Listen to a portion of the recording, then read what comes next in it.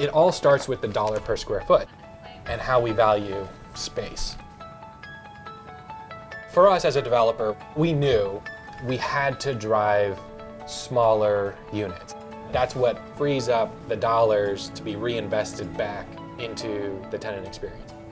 Our shared suites in New York, for instance, are less than 700 square feet, 3 bedrooms, or less than 525 square foot, 2 bedrooms.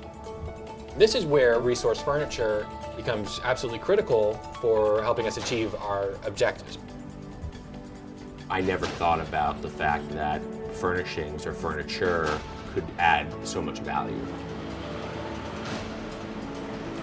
We had developed other buildings in the city and had looked at several buildings in Harlem, and what we were seeing is there was an opportunity to create a efficiently laid out micro unit space.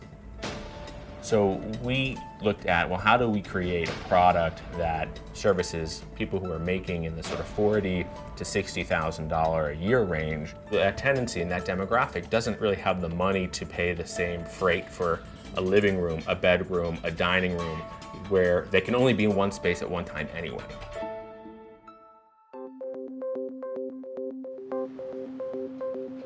We were originally anticipating rents on the smallest studios of about $115 to $125 a foot, which itself is a commanding premium above what conventional studios and conventional rental units get in the neighborhood.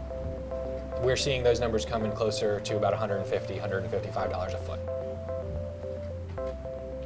So in Harlem, the average rent in the neighborhood that we're in is about $35 a foot. We're achieving over 100% premium to that, a little over $70 a foot, because of the design and working with Resource Furniture to create spaces that really create value for the tenant.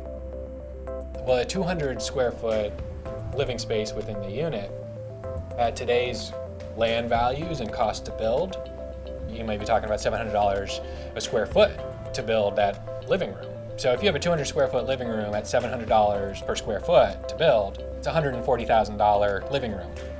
The ability to get living room functionality into our bedrooms makes that price value equation pretty simple to do.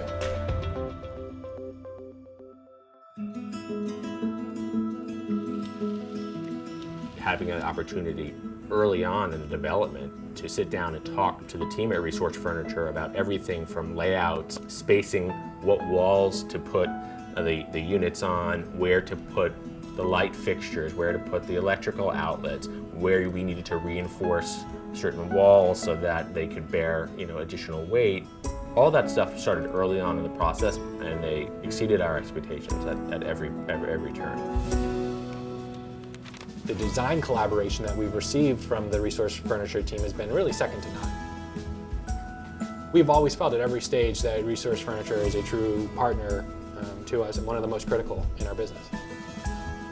Now that we know that the customer really wants it and is willing to pay a premium for it, and we also know that the maintenance is not anymore, and in fact saves us money oftentimes on the turnover, as well as in terms of repairs, it really becomes very compelling. And we're looking at doing furnished units in our traditional buildings that aren't just micro units.